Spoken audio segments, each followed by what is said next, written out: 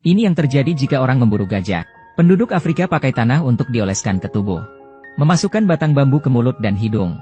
Menaruh di atas api, dipanggang sampai mati. Orang lainnya lebih buruk. Dia diikat.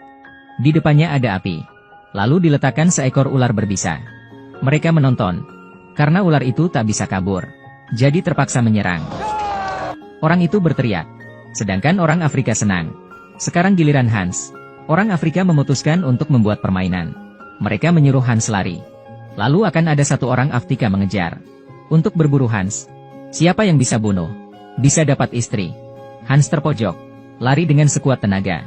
Tapi kejaran orang Afrika itu sangat cepat. Dengan cepat mengejar. Lalu dia melempar tombak. Sayangnya tidak kena. Sebaliknya Hans menikamnya. Hans mengambil barangnya dan kabur. Datang orang Afrika kedua, melihat rekannya dibunuh. Dia menangis. Orang Afrika ketiga mengejarnya dengan marah. Tapi meninggal karena serangan asma. Hans memanfaatkan ini untuk beristirahat. Tapi dengan cepat datang orang keempat. Melihat jejak kaki, dia tahu Hans ada di sekitar. Dia datang ke bawah pohon. Melihat rumput jatuh di tanah. Hans diam-diam berjalan di belakangnya. Menusuk prajurit. Kepala suku langsung membunuh Hans sendiri. Hans sudah 3 hari kelaparan. Harus mencari makanan. Dia melempar tombak dan membunuh rusa. Saat mendekat, di sana ada singa. Dia datang ke sungai ingin minum. Tapi sungai penuh dengan buaya. Dia hanya bisa pergi. Orang Afrika datang. Keduanya bertarung. Hans yang licik melempar pasir ke mata orang Afrika. Lalu membunuhnya. Lehernya ditusuk. Melihat rekannya satu persatu mati. Membuat mereka marah. Jadi menyuruh semua orang mengejar. Tak disangka Hans sudah siap. Dia menyalakan api. Dilempar ke rumput. Api perlahan membesar. Orang Afrika tidak ada jalan. Terjebak di kobaran api. Hans melompat ke girangan. Dia berlari selama 3 hari. Akhirnya sampai di markas Inggris. Tapi dia pingsan karena tidak ada tenaga.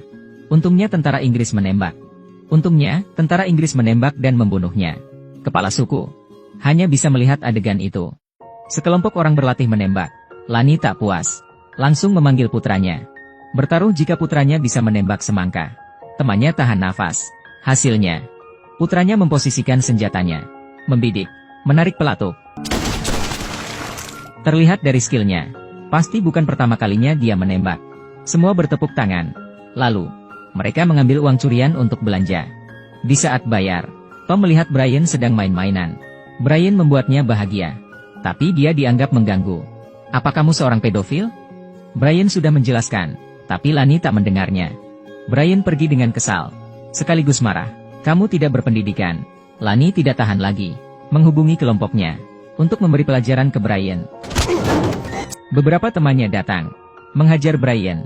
Istri dan putra Brian di dalam mobil memohon. Tapi mereka tidak peduli. Menendang dan memukul Brian. Sampai dia tak bergerak. Tapi ini tidak cukup. Mereka menuangkan susu ke Brian. Seperti beritahu. Harus jadi orang kulit putih. Tom melihat semua ini. Mengingat perkataan ayahnya. Menilai apa ular itu berbisa. Bisa dilihat dari warnanya. Orang juga sama. Warna kulit mewakili kualitas orang. Beberapa waktu.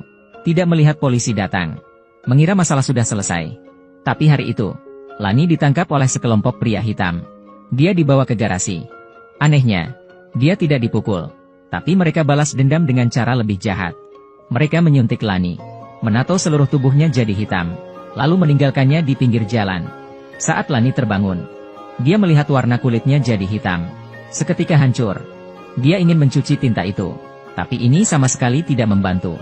Dia terpaksa pulang ke rumah. Baru masuk pintu, istrinya mengarahkan senjata. Keluar. Aku akan membunuhmu. Lani berusaha menjelaskan. Istrinya baru sadar. Di hadapannya itu adalah suaminya. Tapi selanjutnya. Karena warna kulitnya, Tom menembaknya. Menyebabkan terjadinya kejadian ini. Warna kulit orang beragam. Tapi darah semua warna merah. Jika melepaskan sikap rasis, akan melihat keindahan dunia sesungguhnya.